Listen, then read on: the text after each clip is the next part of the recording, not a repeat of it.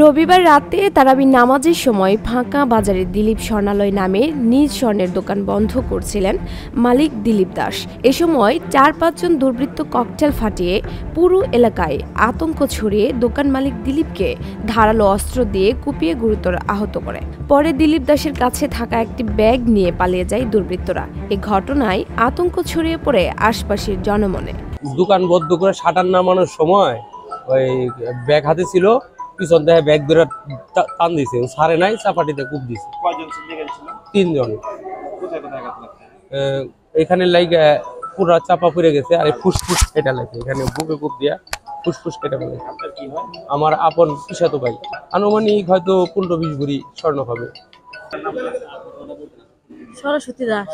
আপনার কি হয়? যে আহত হয়েছে স্বামী, আর ওই যে 20 ভরি 25 ভরির মতো হবে, ক্যাশ টাকা ছিল।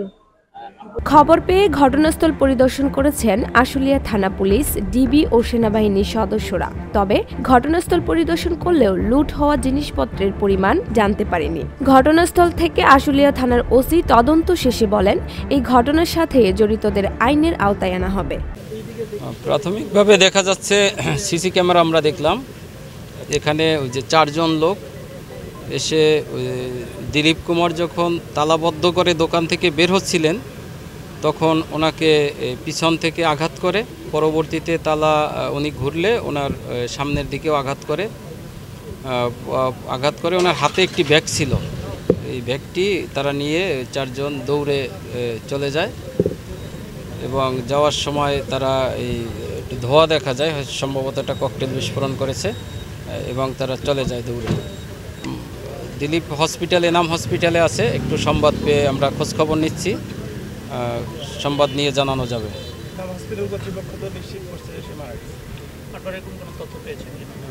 আমি এখনো এরকম তথ্য পাইনি, আমি জেনে তারপরে আপনাদের জানাতে পারবো। আমরা সর্বোচ্চ চেষ্টা করব। এখানে ওসি ডিবি আছে এবং আমাদের ঢাকা জেলার সর্বোচ্চ চেষ্টা দিয়ে আমরা এই অপরাধীদের ধরে আইনের আওতায় নিয়ে আসবো।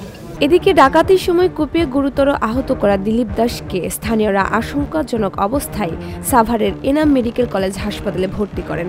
পরে চিকিৎসাধীন অবস্থায় অতিরিক্ত রক্তক্ষরণের কারণে তার মৃত্যু হয় বলে জানান কর্তব্যরত চিকিৎসক।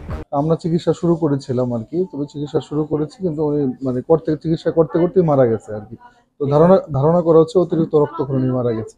আমরা ইমার্জেন্সিতে স্যালাইন দিয়েছি, ওষুধ দিয়েছি, হ্যাঁ লাইফ সাপোর্ট দিয়েছি, মানে ইন্টিউবেশন যেটা বলে সেটা করেছি, তারপর অপারেশন থিয়েটারে নিয়ে গেছি, কিন্তু তার আগে মানে ওগুলো করতে পেশেন্ট মারা গেছে আর কি। ক্ষত ছিল, বড় ক্ষত ছিল, বুকের বাম পাশে বড় একটা ক্ষত ছিল, গালের ডান পাশে বড় ক্ষত ছিল, আর পিঠে একটা ক্ষত ছিল।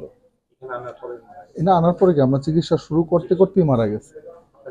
আমার নাম হচ্ছে doctor Merajur Rehan Pavel, emergency medical officer, Enam medical college. সারা দেশে চলমান অপারেশন ডেভিল হান্টের মধ্যে আশুলিয়ায় একের পর এক এই ধরনের ঘটনায় চরম উৎকণ্ঠায় স্থানীয়রা। ডেস্ক রিপোর্ট, ভোরের পাতা।